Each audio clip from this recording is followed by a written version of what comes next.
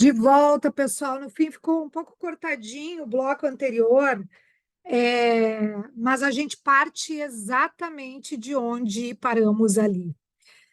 Muito bem, então a gente viu as teorias, né? As teorias que são estudadas, as clássicas em matéria de nexo causal, especialmente aquelas três: teoria da equivalência, teoria da causalidade adequada e do dano indireto. Essa aqui a gente pontuou apenas para vocês terem conhecimento, né, do que ela significa. E aí, ainda nessas outras teorias relacionadas, que não são aquelas que os autores pontuam como clássicas, eu falo um pouquinho com vocês sobre causalidade alternativa. Nós começamos a nossa aula fazendo a grande pergunta, né? Será que o pressuposto do nexo causal se encontra relativizado, flexibilizado, ou será que é exigido em toda e qualquer situação? E a resposta é, basicamente, que todos os pressupostos da responsabilidade civil, em alguma medida, vão se encontrar flexibilizados. Ao final da nossa matéria, como eu disse no iniciozinho aqui, quando a gente terminar lá com o nexo de imputação, com a questão da imputabilidade do incapaz, nós vamos fazer esse fechamento, né? Dizendo, então, o que significavam esses pressupostos e por que se diz que eles estão flexibilizados. Mas eu já digo a vocês de antemão que a teoria da causalidade alternativa é um desses exemplos de flexibilização do nexo causal, como a teoria da perda de uma chance é um exemplo de flexibilização da própria ideia de dano, né? Dano efetivo. Então, tudo vai se encontrar hoje flexibilizado. Muito aceita essa teoria pela doutrina e jurisprudência, não é uma teoria que a gente tenha estipulada na legislação, e sim vai se desenvolvendo nessas noções, né, do princípio da reparação integral, que é tão amplo, para não deixar a vítima, que é quem realmente importa, né, nessa questão da reparação, sem a tutela devida.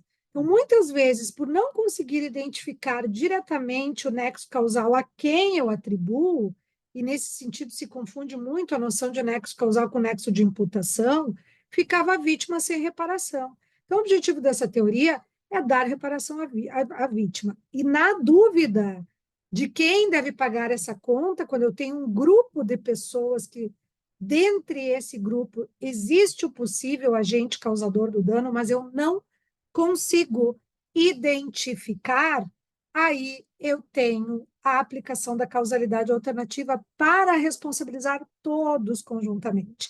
Então, a causalidade alternativa, ela diz respeito a situações nas quais nós temos um grupo possível, né? Ali dentro desse grupo eu tenho o agente causador do dano, mas eu não tenho como identificar. Respondem todos os que estão ali participando, né? Ou são possíveis agentes causadores do dano para não deixar a vítima sem reparação. Posso dar a vocês, pessoal, o exemplo do artigo 938, que trata da responsabilidade civil por coisas caídas ou lançadas de edificações, dizendo que aquele que habitar prédio ou parte dele responde pelo dano proveniente das coisas que dele caírem ou forem lançadas em lugar indevido. Então, vejam bem, aqui na minha janela, olha como já está bonita a vista. Pena que vocês não conseguem enxergar daqui, está um pôr do sol, coisa mais linda, mas a cadeira aqui tá ali nos impedindo de visualizar. Aqui na minha janela, acabei de abrir a janela entre um bloco e outro para avisar a vizinha que o ar-condicionado dela estava pingando, porque ligado no ar quente, muito provavelmente pelo dia de hoje, eu tenho um ar-condicionado aqui na minha sala de 22 mil BTUs. Então, a caixa do meu ar-condicionado é bem grande. E ela está logo aqui depois da janela. Tá? É ali onde estava pingando, eu pensando, mas não está chovendo, como é que está pingando? E aí, acabei de avisá-la.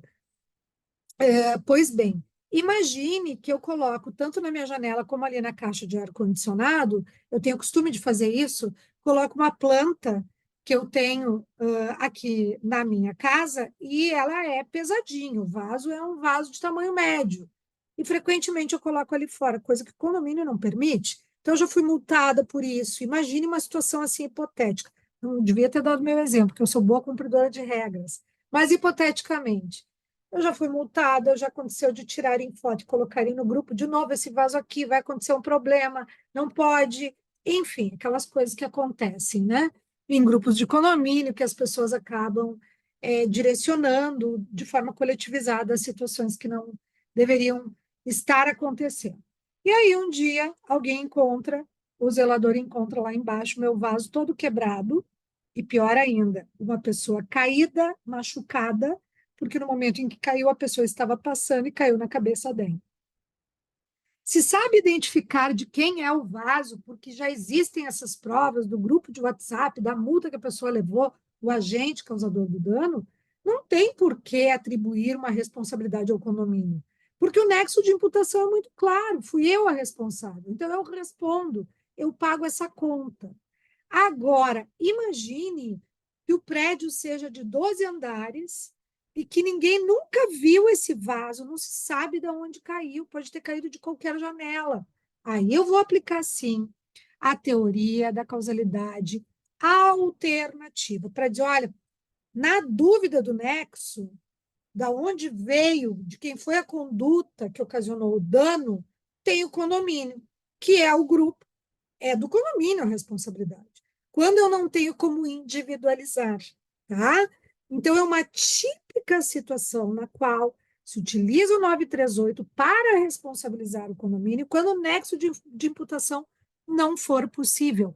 Eu coloco ainda o 942, porque o 942 lá do Código Civil, ó, que aqui nessa lâmina, ele está aqui no exemplo, bem debaixo da lâmina, transcrito, não quis transcrever nas duas, diz assim: os bens do responsável pela ofensa ou violação do direito ficam sujeitos à reparação, dano causado, e se a ofensa tiver mais de um autor, todos respondem solidariamente. Aí vocês vão dizer, mas, prof, o 942 fala quando tiver mais de um autor. Nesse caso, não tem mais de um autor. É porque eu não consegui identificar. Aí vem o parágrafo único, são solidariamente responsáveis com os autores, os coautores e as pessoas designadas no 932. Tem uma série de pessoas, uma responde pela outra, os pais pelos filhos menores, o empregador pelo empregado, aqueles que participarem de produto de crime, a ideia de coautoria, né, de coparticipação. Mas o que eu quero dizer com o 942, ainda que ele não reflita ipsis literis o que é a ideia da causalidade alternativa, é que ele abre caminho para essa responsabilidade que é solidária em matéria de indenização, de direito à reparação. Então, nós vamos solidarizar em muitos casos responsabilidade. No exemplo que eu dei do 938, eu vou responsabilizar o condomínio, né? Então, o condomínio vai responder enquanto um ente uno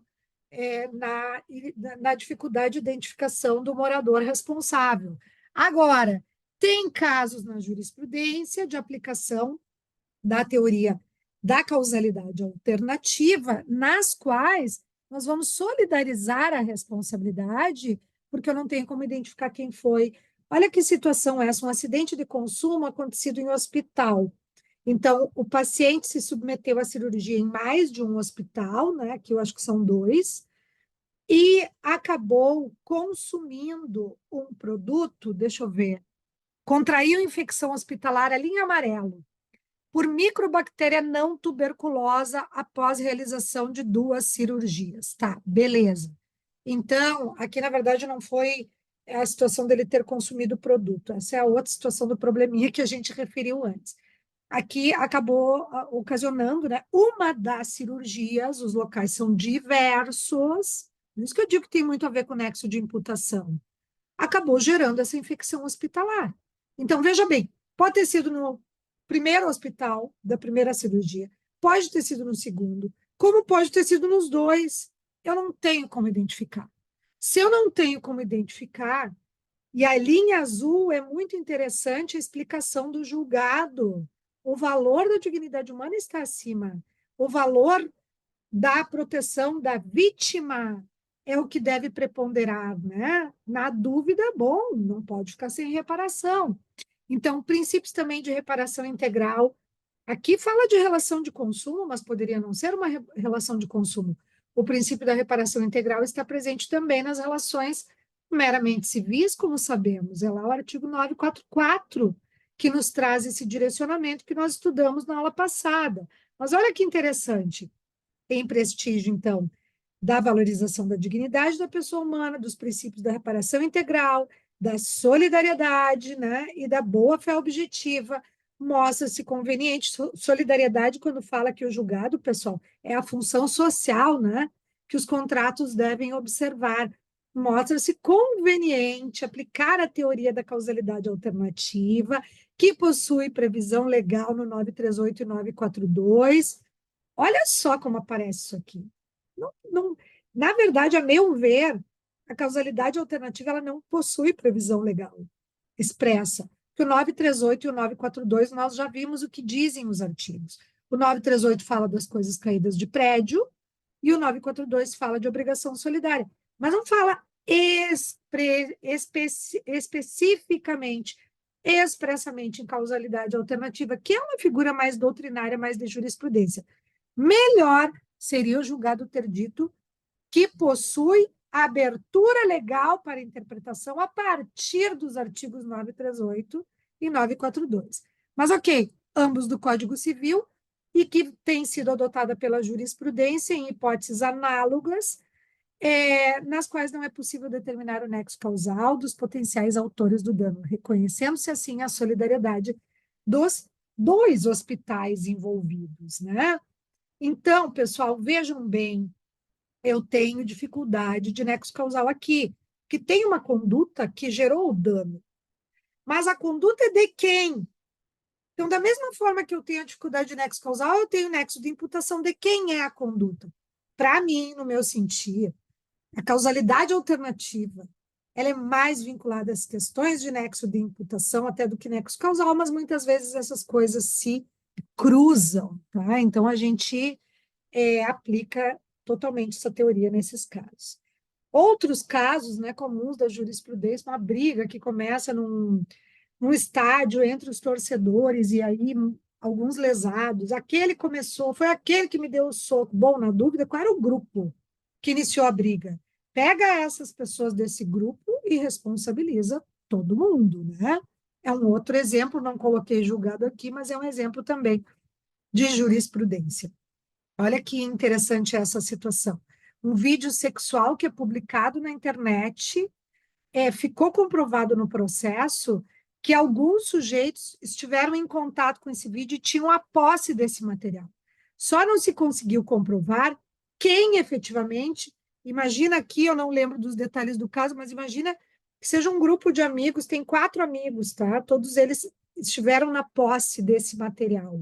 E isso está dito aqui na tarja em azul, no caso, a prova segura nos autos, no sentido de que os réus estiveram na posse dos vídeos, alvo do litígio, que acabaram vazando para a mídia, e que se envolveram direta e ativamente em trama articulada para a prática de extorsão do autor sob ameaça de divulgação dos vídeos. Então, a conduta que gerou o dano foi a publicação, certo? Mas eu não consigo identificar quem publicou. Então, eu tenho um grupo que participou com todos os atos que se desenrolaram, das ameaças, etc., e tiveram contato, tiveram em posse do material. Qualquer um deles pode ter publicizado, né? E aí a gente vai responsabilizar o grupo, sem dúvida nenhuma. É uma situação típica de flexibilização do nexo causal, entendido classicamente como sempre foi, né? E que abre espaço, então, no princípio da reparação integral e naquilo que visa esse princípio, é não deixar a vítima sem reparação por dificuldades de identificar nexos causais ou até mesmo de imputação. Trago ainda, pessoal, alguns artigos, depois vocês podem fazer a leitura com calma, 942 nós já fizemos a leitura, daquilo que se convencionou chamar de causalidade comum, coparticipação ou solidariedade, né? A teoria da causalidade comum também elege um grupo para responsabilizar, mas não é porque eu não sei exatamente quem foi, é porque a lei determina que aqueles casos devem envolver essa responsabilização comum, né? Então, a gente vai encontrar especialmente o artigo 7º lá do CDC, parágrafo único, para as relações de consumo, claro, que diz que tendo mais de um autor a ofensa, todos entram no mesmo pacote, respondem solidariamente.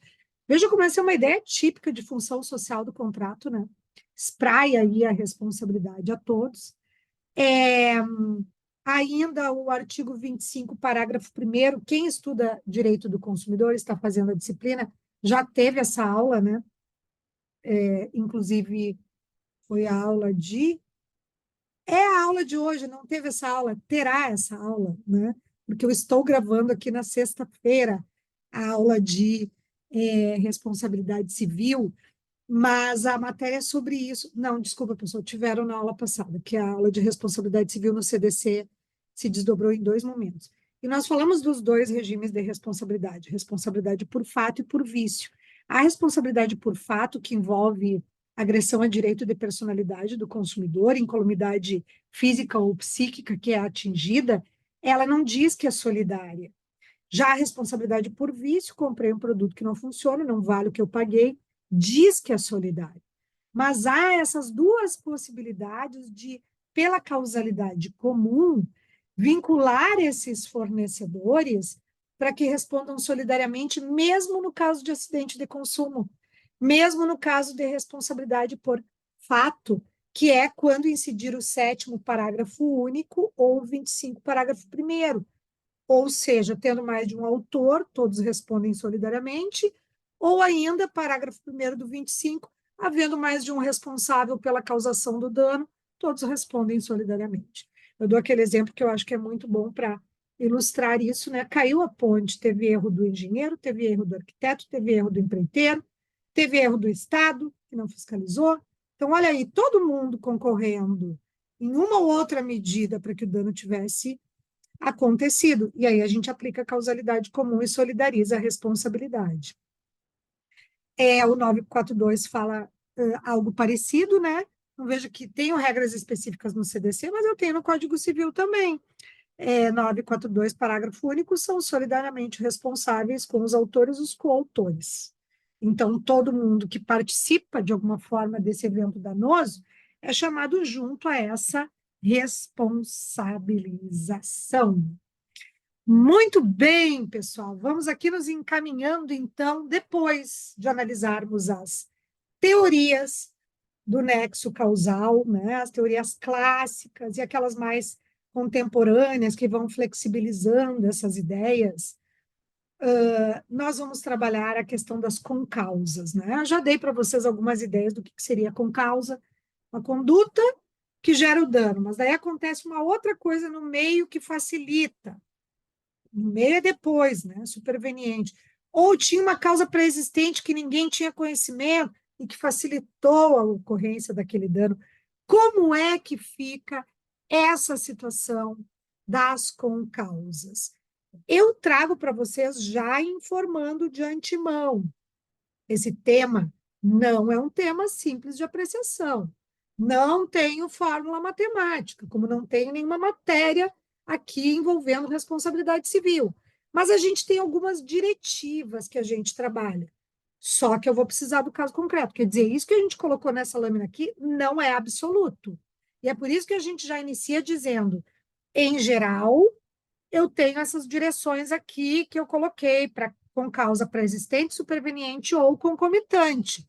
Mas eu tenho exceções de direcionamentos que podem se dar no outro sentido, de acordo com o caso concreto e as suas peculiaridades. Então, olha só, a concausa pré-existente é uma situação que já existia anteriormente, mas que não vai romper o nexo de causalidade entre aquela conduta e o dano.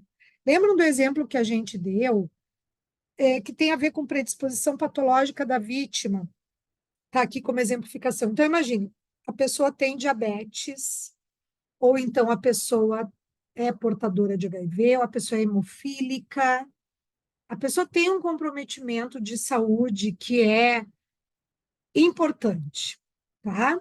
E aí acontece um atropelamento dessa pessoa, que é a vítima. Em virtude do atropelamento, essa pessoa é hospitalizada, o quadro começa a piorar e essa pessoa vem a óbito. O que ocasionou a internação para que ela viesse a óbito foi o atropelamento. Concordam comigo? Então, essa é a conduta e o dano é o fato da morte, né? Danos morais, danos materiais, o que for aí. Então, eu tenho uma conduta que se liga a um dano. Então, entre as duas coisas, o fato dela ter sido internada foi porque foi atropelada. Então, eu tenho um nexo de causalidade entre a conduta atropelamento e o dano morte, em virtude do atropelamento. Só que existia uma concausa pré-existente. Ela faleceu porque o quadro agravou porque ela era diabética.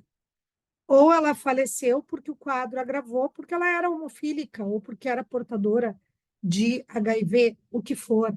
A pergunta que vai se colocar aqui é: o fato da concausa pré-existente, da patologia de saúde pré-existente, rompe o nexo causal entre atropelamento e o dano que ocasionou no efeito morte, ou não rompe? E nós vamos dizer que não rompe com o fato posterior.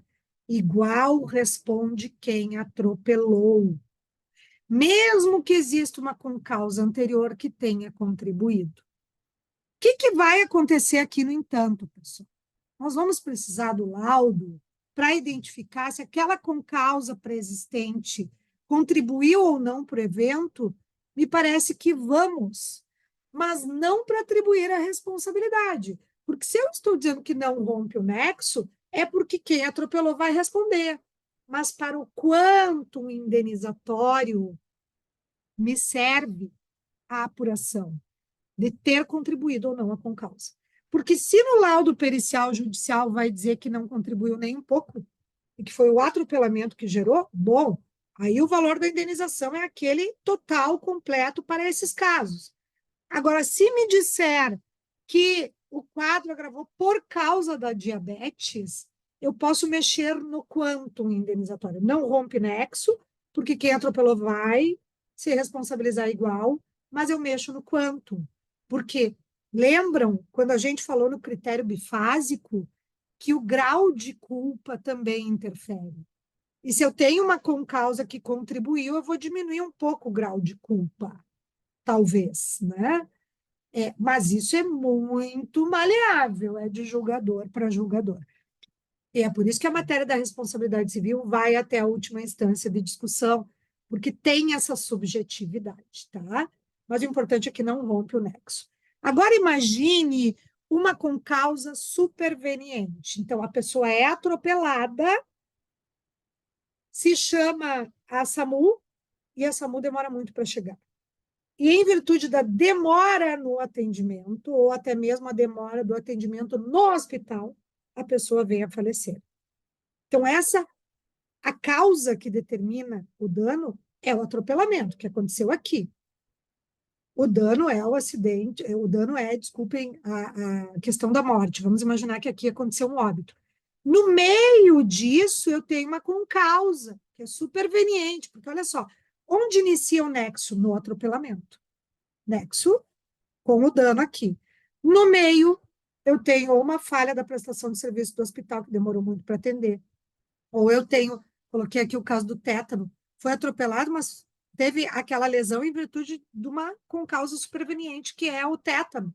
Ou infecção hospitalar, foi o que resultou no evento morte. Então, essa concausa, ela pode ter contribuído sim para aquele resultado. E a ideia é a mesma da concausa pré-existente, não vai romper o nexo anterior. Aquele que atropelou vai responder igual. Agora, serve a concausa para a gente trabalhar numa perícia para tentar mexer no quanto, ou até para tentar responsabilizar os dois. Né? É possível isso, por meio de uma concausa bem trabalhada, é possível. Olha, esse agente causou atropelamento, mas o hospital também teve culpa quando demorou para atender, ou pela infecção hospitalar, então ambos entram como agentes causadores do dano. Pode ser. O que é importante dizer é que, novamente, ela não interrompe o nexo causal.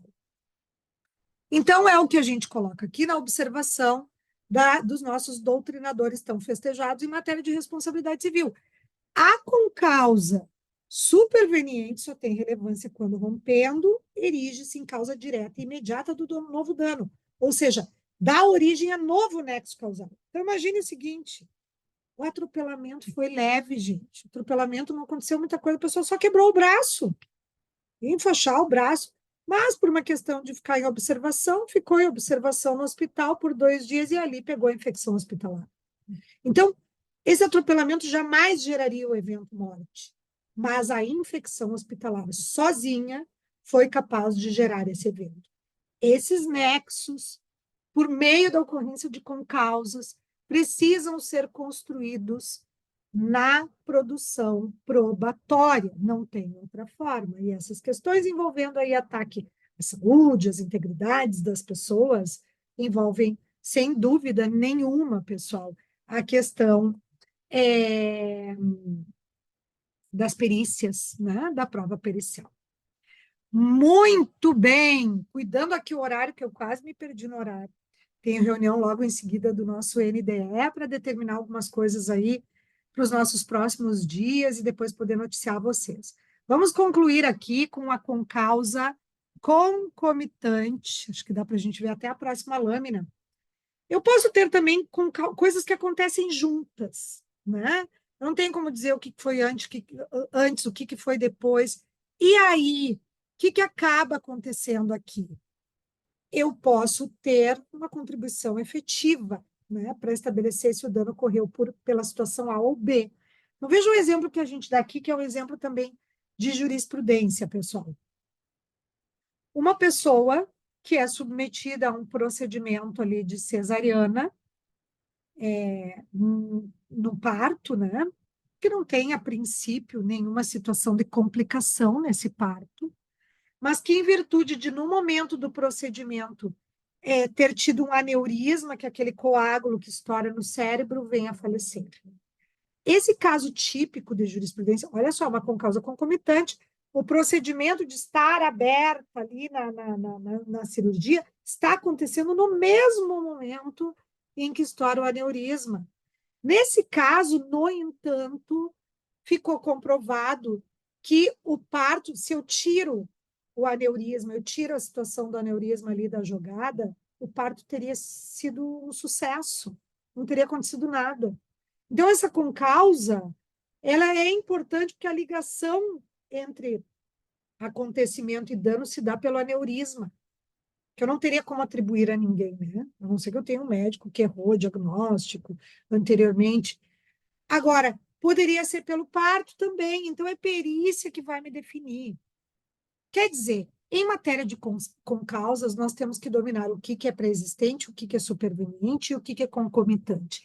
E eu diria para vocês, para fechar isso, que em que pese a matéria seja bem delicada, seja uma matéria bem insegura, que só depende de prova do caso concreto, muitas vezes de perícia, a gente vai dizer que nenhuma delas teria o condão de romper o nexo.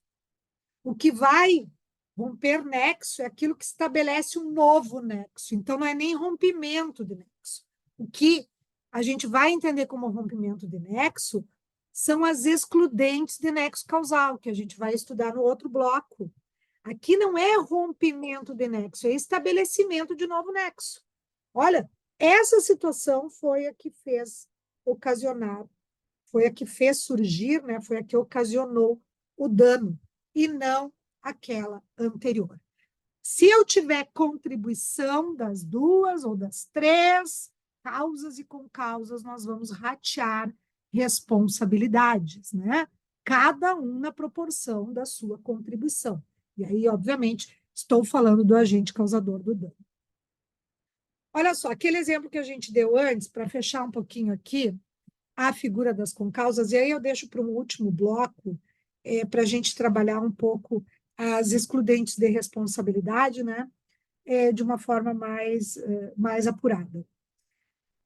A pessoa em estado grave por ter adquirido HIV em transfusão. Lembram desse exemplo do primeiro bloco? E depois consome um produto com bactéria dentro do hospital, vindo a falecer, ou consome produto com bactéria, pode ser até fora do estabelecimento, né?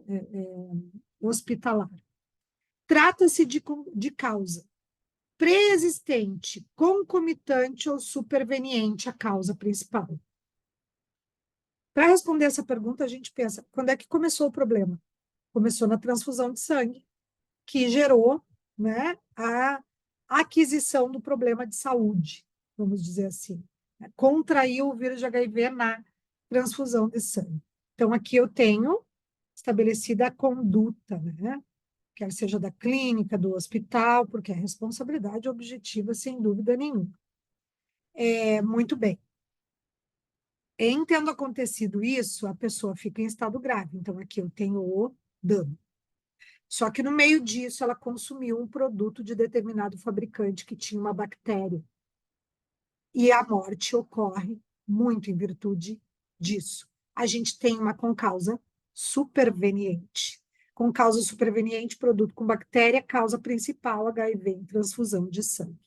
Defina quem seria o responsável pela aplicação das 3 teorias sobre o nexo causal. A equivalência, a causalidade adequada ou a direta. Olha como muda isso aqui. Se eu vou pela equivalência das condições, eu digo os dois têm culpa. Não me importa qual é das duas causas que ocasionou o evento. Morte, né? Vamos imaginar. Agora, se é a equivalência das condições, vai todo mundo para o mesmo pacote responder. Se eu vou aplicar a teoria da causalidade adequada, eu vou ter que verificar os porquês exatos do óbito. Morreu, foi muito definitivo o fato de ter tido a bactéria. Se eu tiro a bactéria aqui, em que pese tenha contraído HIV na transfusão, o tratamento para aqueles portadores de HIV, mesmo que a pessoa tenha ficado num estado grave, aqui com a medicação, em tantos dias ele já estaria melhor. Isso acontece em 95% dos casos. Então, a bactéria foi determinante. E aí eu vou atribuir responsabilidade ao fornecedor desse produto que tinha um defeito, né, que acarretou nesse acidente seríssimo que veio a trazer o óbito como resultado. Então, a teoria da causalidade adequada vai verificar qual é a causa adequada. Se na perícia a gente vai verificar que, em que pese o produto tivesse bactéria, isso por si só não gera morte. O que gerou a morte foi o estado que ele estava. Então, eu vou verificar qual é a mais adequada. Se ambas são adequadas, ainda na teoria da causalidade adequada, eu posso dizer que ambos vão responder. Então, sem prova pericial é impossível, né, pessoal? Se fosse aplicação da teoria direta, imediata, do nexo causal, quem responde é o fornecedor do produto com bactéria, porque foi este fato que aconteceu no meio que fez desencadear, ou pelo menos que aconteceu mais rapidamente, o evento morte. Então, é ele. Não há o que questionar. Então, veja que se eu aplico uma ou outra teoria, eu estou indo mais para um lado ou mais para outro lado. Mas nos parece, e por essa reflexão, acho que isso fica muito claro, que a da causalidade adequada, ela permite contemplar todas as peculiaridades. Se é mais subjetiva, como dizem alguns autores, até é. Mas essa do dano direto e imediato é muito engessada também, né? E a gente precisa entrar nos porquês. É por isso que a jurisprudência vai dizer que a teoria da causalidade adequada é a que a gente mais deve utilizar, né, a partir das peculiaridades. Bom, a resposta de quem responderia, se o hospital responsável ou o fornecedor, só aplicando as teorias a gente já diz, né, quem vai responder.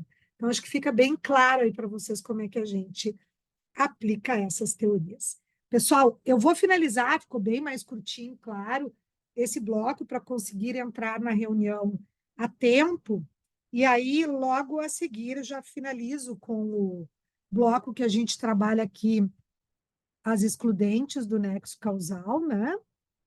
E finalizamos a aula de hoje, né? No próximo bloco. Então, aguardo vocês a seguir no bloco de finalização. Até lá!